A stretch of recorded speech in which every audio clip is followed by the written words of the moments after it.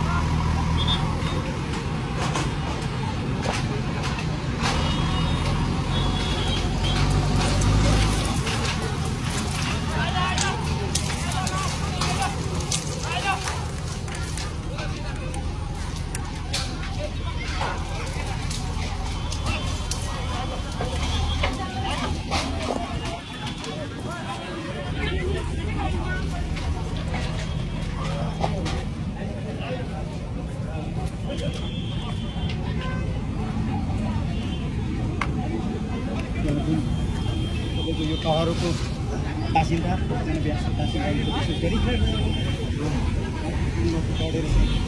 ढुङ्गामुढा गरेको दृश्य तपाईँहरू चाहन्छ र यहाँ विशेष गरी डोजरको सिसी फुटेको चाहिँ विशेष जानकारी गराउनु भयो।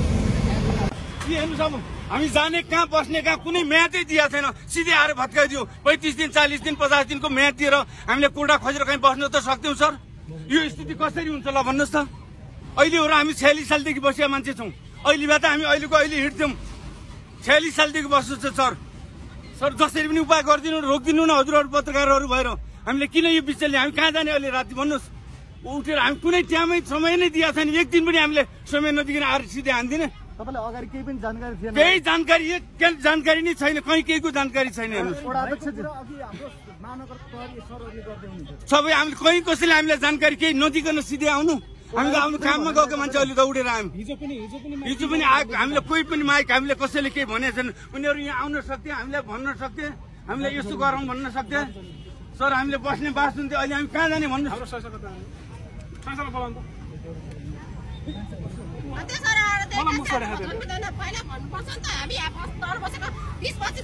चालीस सालदेखि बसेको मान्छे हामीले बस्ने बासको अहिले एकैचोटि उठाएर हुन्छ सर।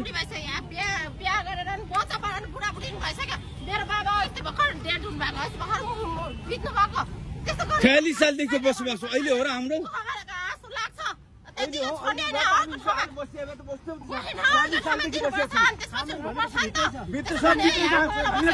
सार्ने मौका नै नदिकन हानेछ त गर्ने केही जानकारी पनि छैन।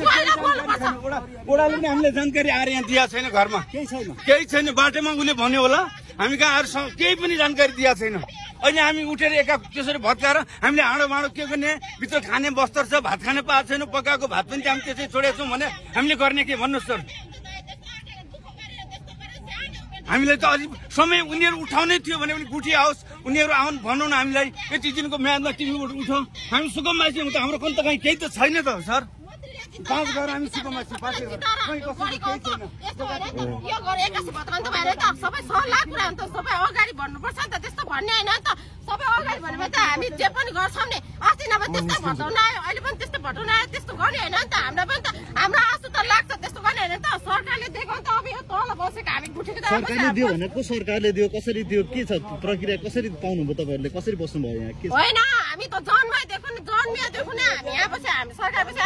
मदन भण्डारीलाई पनि जिताएको, विद्या भण्डारीलाई पनि जिताएको, हामीले सबैलाई जिताएको हो नि त। अब भन्नुभन्दा भन्नु पर्यो नि त। उनीहरूले पनि कति दुःख गरेर, कति सङ्घर्ष गरेर, होइन कति सङ्घर्ष गरेर, कति दुःख गरेर हामीले यहाँनिर कति कमाएर हामीले माटो बुटी मेरो बाबामाले कति रोजगार गरेर मजदुरी गरेर बल्ल पुगेर कति अब यो घरमा पनि कति माटो गरेर सब म बाहिर गएको